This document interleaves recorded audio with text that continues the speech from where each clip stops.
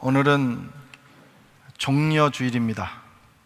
이 종려주일이라고 하는 것은 예수님께서 이제 고난 받으시기 위해서 예루살렘을 올라가실 때, 제자들과 함께 올라가실 때 제자들과 또 거기 환영 나온 인파들이 종려나무 가지를 꺾어서 흔들면서 호산나 주의 이름으로 오시는 이여 우리를 구원하소서 하면서 주님을 환영한 데서 기인되는 그런 주일입니다. 또 이 종려주일 오늘을 시작으로 해서 주님의 고난주간이 시작이 됩니다. 그래서 내일 아침부터 이제 주님의 고난에 우리가 동참하게 됩니다.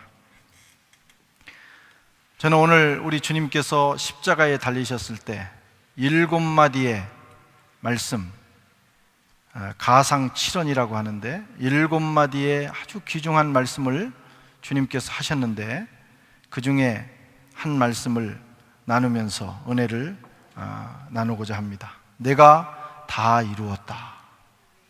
주님이 운명하시면서 하신 말씀입니다. 내가 다 이루었다. 주님께서 이루신 것이 무엇일까? 주님이 십자가에서 무엇을 완성하셨단 말씀입니까? 첫째는 율법을 이루셨습니다. 율법을. 산상수훈에 보면 주님께서 말씀하기를, 마태복음 5장 17절에 내가 율법이나 선지자를 폐하러 온 줄로 생각하지 말라. 폐하러 온 것이 아니요 완전하게 하려 함이로다.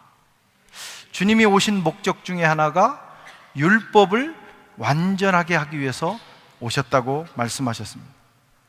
율법을 완전하게 하신다고 하는 것은 다른 말로 말하면 율법에 부족한 것이 있었다는 거예요. 율법이 하나님의 말씀이시지만 그러나 율법 안에 불완전한 요소가 존재하고 있었다고 하는 것입니다. 그것을 예수님이 이루신 것입니다. 무엇이 부족했습니까? 율법 안에 있는 불완전한 요소가 무엇입니까? 두 가지 큰 약점이 있었습니다. 첫째는 어떤 사람이 율법을 열심히 지키다가 그 중에 하나를 범하면 율법을 전체를 범한 것과 같이 죄인이 된다는 것입니다. 그래서 율법으로 구원을 얻기를 원하는 사람은 죽을 때까지 한 번도 율법을 범하지 말아야 된다. 그게 참 율법의 어려운 점입니다. 그 다음에 일단 죄를 범하면 용서받을 길이 없는 거예요. 또 사람이 태어나면서부터 원죄라는 걸 가지고 태어나기 때문에 어떤 사람이 평생의 율법을 다 지켰을지라도 사실은 죄인으로 그 인생이 끝나는 것입니다. 그래서 율법이 이런 여러 가지 약점을 가지고 있어요. 죄를 범한 후에는 용서받을 길이 없어요. 물론 율법 안에는 죄의 용서함을 받는 제사법이 있습니다. 제사법. 그런데 그것 자체도 불완전합니다. 신학적으로는 구약의 제사는 조금만 뒤로 이렇게 가셔서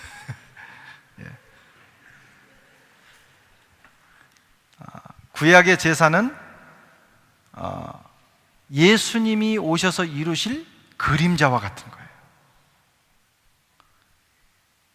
실상이 와서 제사를 완성해야만 되는 겁니다.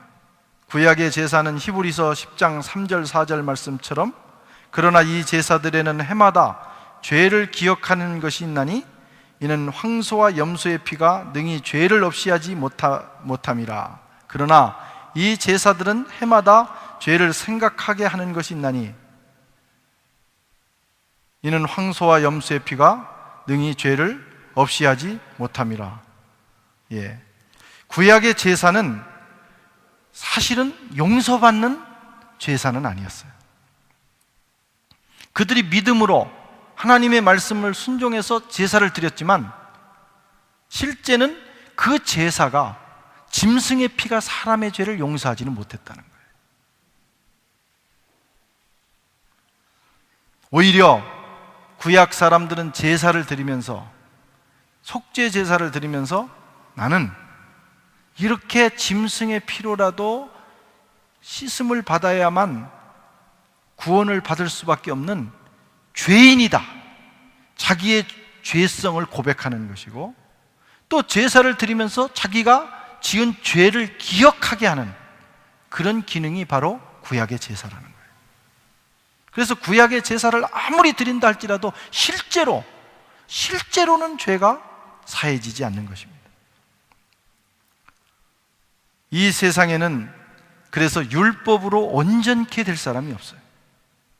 온전히 지킬 수도 없고, 혹시 죄를 범해서 제사를 드렸을지라도 그 속죄 제사가, 짐승의 피가 사람을 용서하지 못하기 때문입니다. 예수님께서 오신 것은 이 율법의 불완전함을 완전케 하기 위해서 오셨습니다. 그래서 예수님이 오셔서 속죄 제물로,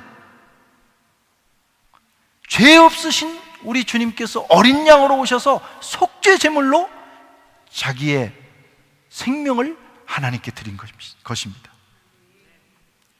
갈보리 언덕 그 참혹한 십자가에 달리셔서 몸이 찢기시고 피 흘리셔서 온 인류를 위한 제사를, 속죄 제사를 드리시고, 그 피를 성령의 능력으로 다시 하늘 지성소에 뿌리심으로 인류의 죄가 용서함을 받았어요. 아무리 구약의 사람들이 열심히 하나님을 섬기고 제사를 드렸을지라도, 율법을 지켰을지라도, 예수님이 오셔서 율법을 완전케 하시는 일을 하시지 않았다면 그들의 수고가 헛된 것입니다. 우리의 죄는 짐승의 피가 아니라 어린 양 대신 우리 주님의 피로 용서받는 것입니다. 베드로전서 1장 18절 19절에 보면 너희가 알거니와 너희 조상이 물려준 헛된 행실에서 대속함을 받은 것은 은이나 금이나 없어질 것으로 된 것이 아니요 오직 흠없고 점없는 어린 양 같은 그리스도의 보배로운 피로 된 것이니라. 예수께서 오셔서 우리를 위하여 피 흘려주시지 않았다면 구약의 유대인뿐만 아니라 우리들까지도 희망 없는 존재들이에요. 죄 가운데 태어나서 죄를 짓고 살다가 죄를 가지고 심판에 이를 수밖에 없는 그런 사람들이었는데, 주님이 오셔서 십자가의 죽으심으로 율법을 완성하셔서 우리에게 용서의 길을 열어주셨습니다. 누구든지 주님 앞에 가면 용서받습니다. 주님의 피를 의지하면 용서받지 못할 죄가 없습니다. 주님의 보혈의 능력은 우리의 모든 허물을 덮습니다. 아무리 희망 없는 절망적인 사람이라도, 때로는 살인범이라 할지라도 주님 앞에 나가 무릎 꿇고 그분의 보혈의 능력을 힘입으면 용서받고 하나님의 자녀가 되는 은혜를 입게 되는 것입니다. 깨끗해지고 완전히 새로운 인생이 됩니다. 오늘 저와 여러분은 이미 그 주님의 보혈을 힘입은 사람들이에요. 그래서 우리는 새로운 인생이 되었어요. 그리고 우리는 주님 앞에 가는 날까지 계속해서 주님의 이 보혈을 힘입고 주님의 보혈의 능력으로 승리하며 살 수 있게 되었습니다. 주님이 오셔서 율법의 불완전함을 완성하셨어요. 두 번째로 주님은 무엇을 이루셨습니까? 마귀를 멸하는 일을 이루셨습니다. 주님이 이 세상에 오신 두 가지 이유가 있는데, 하나는 세상을 향해서는 죄를 지은 우리를 구원하시기 위해서 오셨어요. 우리에게는 주님은 구원자십니다. 누구든지 사람은 예수를 만나면 구원을 받게 돼 있어요. 그런데 마귀에 대해서는 심판자로 오셨습니다. 그래서 마귀는 예수님만 보면 벌벌 떠는 거예요. 히브리서 2장 14절에 자녀들은 혈과 육에 속하였음에 그가 또한 같은 모양으로 혈과 육을 함께 지니심은 죽음을 통하여 죽음의 세력을 잡은 자 마귀를 없이 하려 하심이라. 주님이 육체를 입고 이 땅에 오신 이유가 뭐냐? 하나님의 형상을 가진 사람들을 죄짓게 해서 지배하고 있는 저 흉악한 원수 마귀를 멸하기 위해서 오셨다는 거예요. 이것이 주님이 오신 목적입니다. 요한일서 3장 8절에 하나님의 아들이 나타나신 것은 마귀의 일을 멸하려 하십니다. 그래서 마귀는 주님이 오셨다는 소식을 듣는 순간부터 헤롯을 동원하고 수많은 사람들을 동원해서 어쨌든 예수를 죽이려고 노력하는 거예요. 예수를 죽이기 위해서 유아 살해를 하고 또 예수님을 죽이기 위해서 온갖 방법을 다 동원했습니다. 마지막에는 십자가에서 예수를 죽였어요. 하나님과 마귀는 철천지 원수입니다. 하나님이 그 아들을 보내신 것은 바로 하나님의 원수, 하나님을 도전했던 그 루시엘, 그 루시퍼, 그 사탄을 심판하기 위해서 보내신 거예요.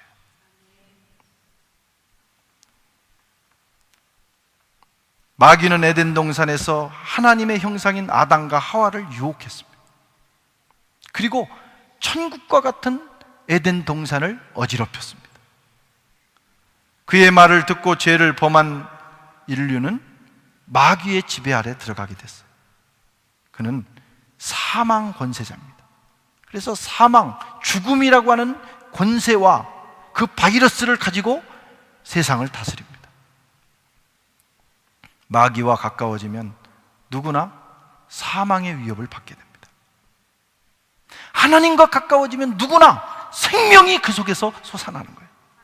하나님은 생명의 하나님이시니까. 마귀는 온 세상을 어두움과 사망 천지로 만들었어요. 어디를 가나 사망이 역사하고 있습니다. 가정과 개인, 교회에도 역사합니다. 마귀가 역사한다 이거예요. 마귀는 병들게 하고 불행하게 하고 싸우게 만듭니다. 마귀의 이 헬라어 이름이 디아볼로스예요. 디아볼로스. 우리가 카페에 가면 디아볼로스라는 음료도 있더라고. 디아볼로스. 디아볼로스라는 말은 이간시킨다 그런 뜻입니다. 그러니까 마귀가 역사하면 계속 이간시키는 거예요. 부부를 이간시키고 교인을 이간시키고 친구를 이간시키고 싸우게 만들고 좌절하게 만들고 망하게 만들고 자살하게 만들고 온갖 어두움과 사망의 씨를 뿌립니다. 이게 마귀의 역사. 더 무서운 것은 이 세상 어디를 가도 마귀를 피할 길이 없다는 거예요. 비행기를 타고 서울로 날아가는 그 비행기 안에서도 마귀는 역사합니다. 그래서 옆에 사람이 괜히 기분 나빠지고 이 사람 왜 이렇게 덩치가 커가지고 내가 이렇게 좁게 앉아야 되는 거야 하면서 마음에 막 불쾌한 마음이 들고 말이죠.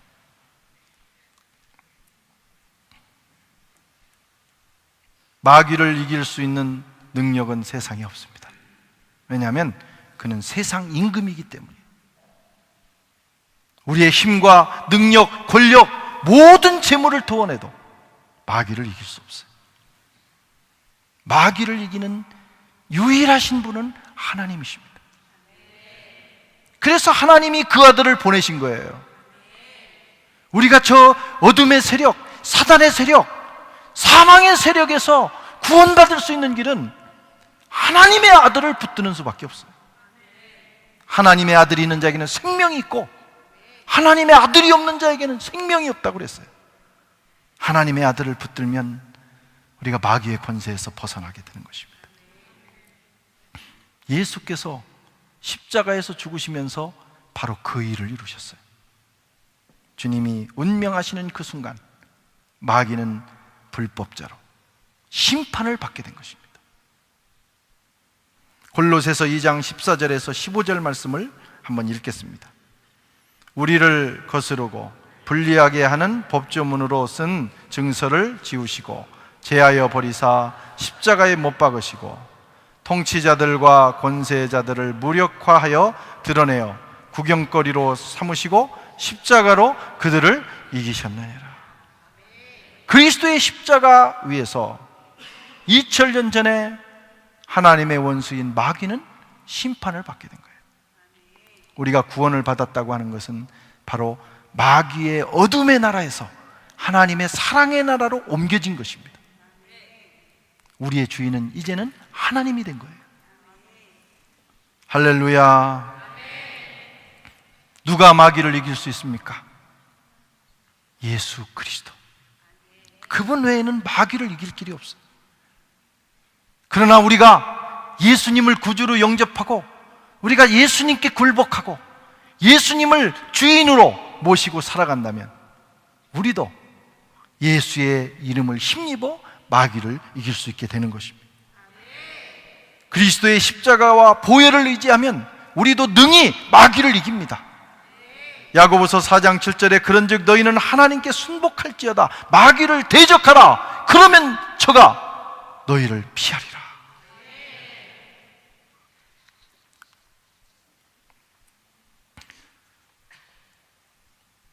교회도 마귀를 이길 수가 있습니다.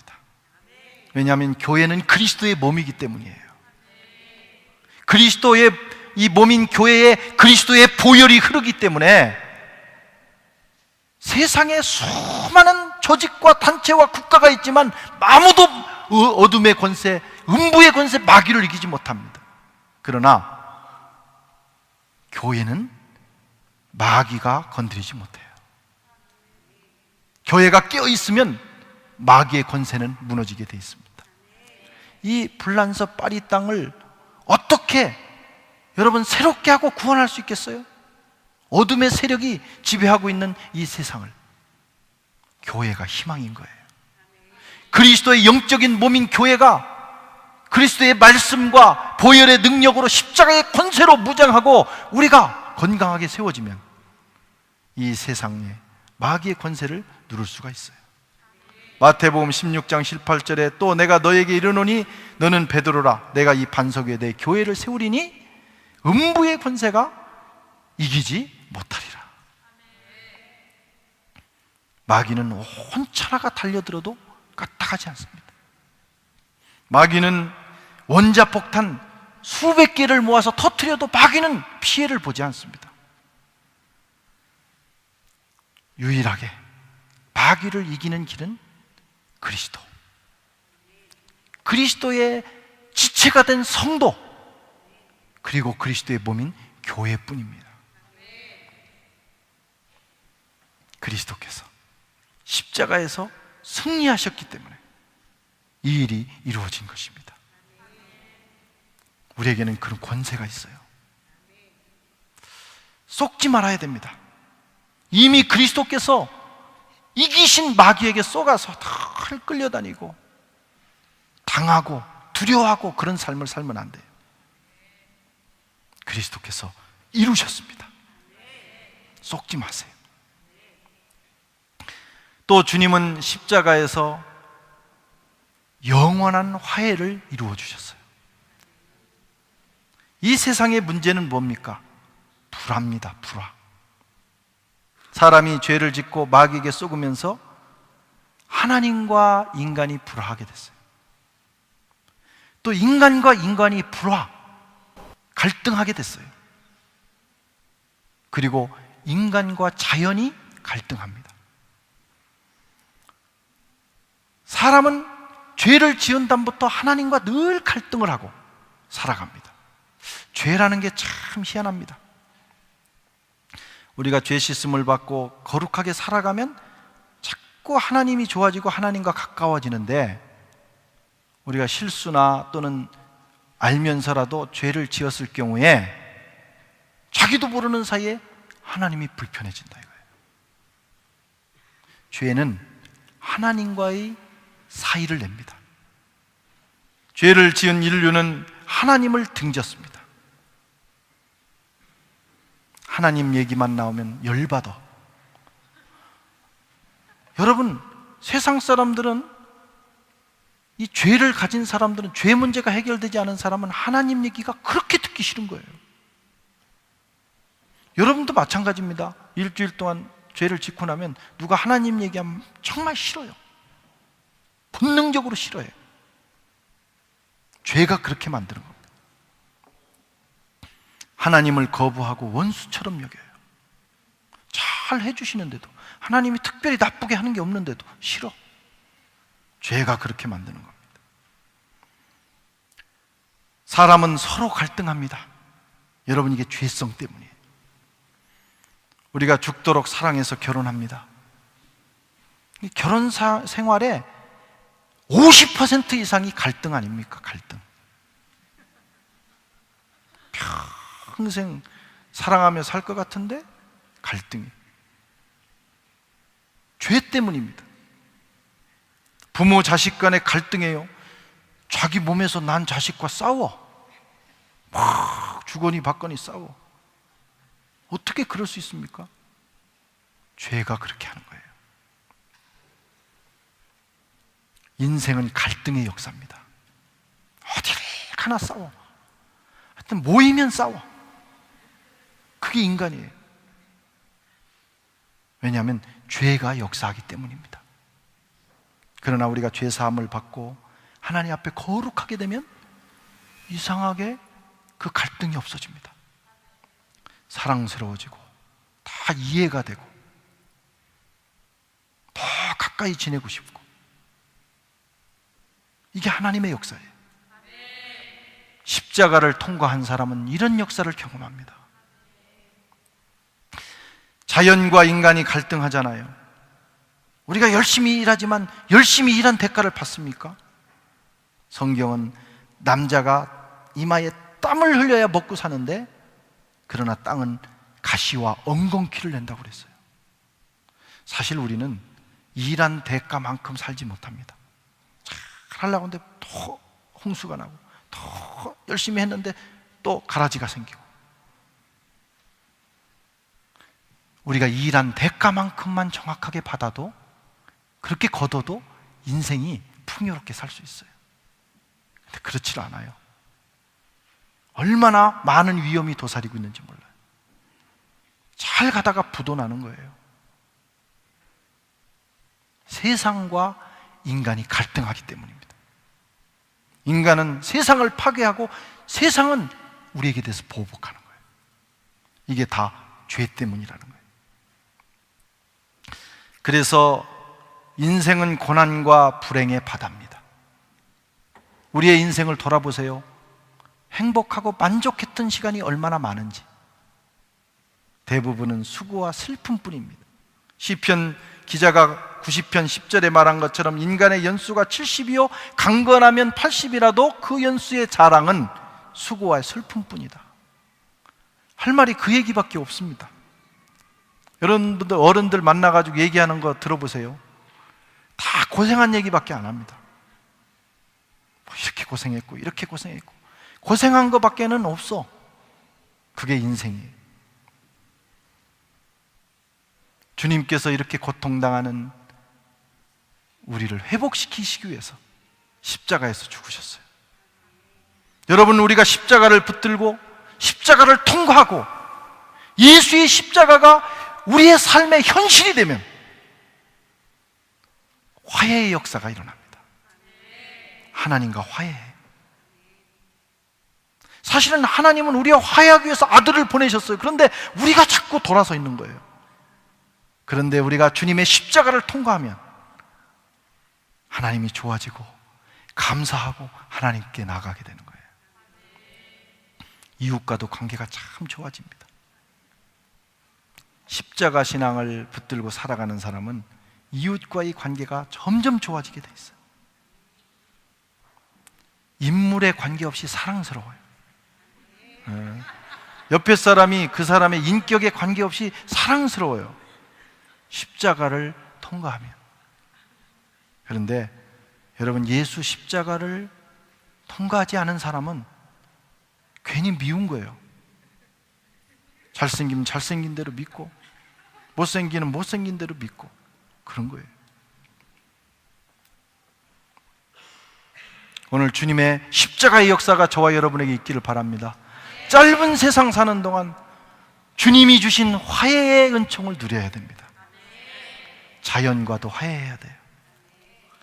자연이 하나님의 아들들이 나타나기를 손꼽아 기대한다고 로마서 8장에 말씀하셨어요.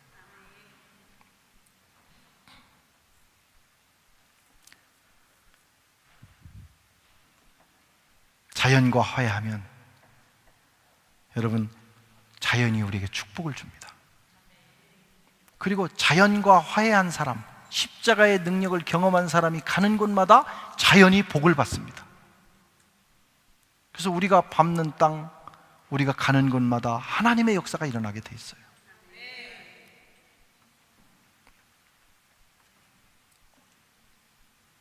하나님과 화해하시고 이웃과 화해하시고 그리고 자연 만물과 화해하시는 역사가 오늘 이 종려주일 고난주간에 주님의 십자가를 통해서 저와 여러분에게 일어나기를 바랍니다. 이미 이루어진 사실이에요. 우리가 주님의 십자가의 은총을 경험하면 되는 겁니다.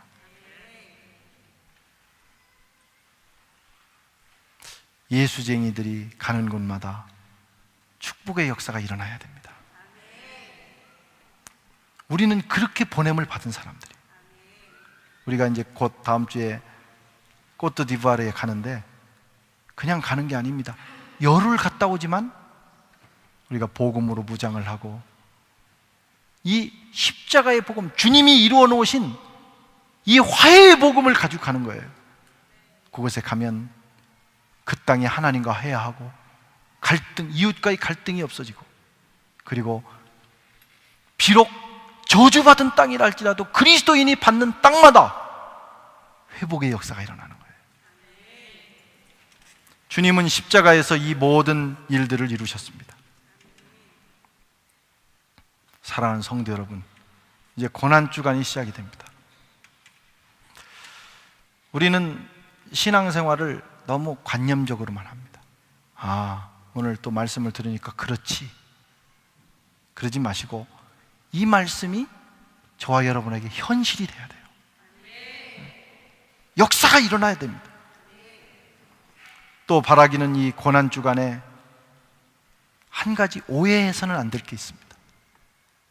우리는 고난주간에 주님의 십자가에 달리신 모습을 생각하면서 슬퍼하고 애도하고 우울하게 보내는 사람들이 있어요. 주님은 그걸 원치 않으십니다. 주님은 2000년 전에 이미 부활하셨어요. 고난 당하시고 부활하셨어요. 근데 지금 더 우울하게 보내면 안 된다. 주님이 십자가에서 이루신 이 놀라운 일들을 경험하고 말이죠, 감격하고 나 같은 죄인을 위하여 주님이 이렇게 놀라운 일을 이루셨구나, 그리고 그것을 내 것으로 만들어서 누리는 것이 주님에 대한 도리예요. 이미 다 이루어놓으시고 고쳐놓으셨는데 지금도 그거 가지고 슬퍼하고 그러면 주님이 답답해 하십니다. 주님의 십자가의 사건을 감사하시고 감격하면서 한 주간을 보내시기를 바랍니다.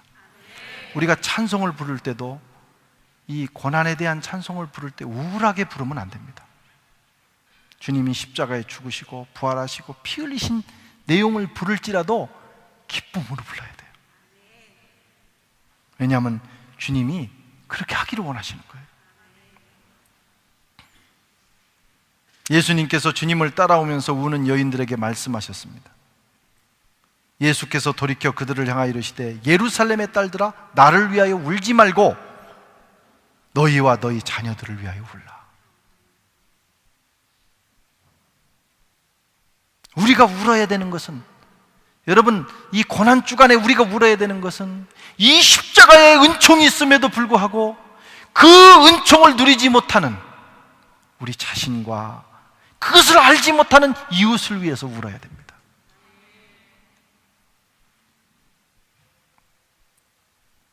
참으로 슬픈 일은 이 축복을 알지 못하는 거예요. 더 슬픈 일은 이 축복을 그걸 아는 우리조차 누리지 못하는 거예요. 그런 우리 자신을 위해서 울어야 돼요. 주님이 십자가에 달리신 것이 눈앞에 밝게 보이는데 그것을 누리지 못하고 절망하며 살아가는 우리 자신과 이웃을 위해서 한 주간 동안 많이 눈물을 흘리시기 바랍니다.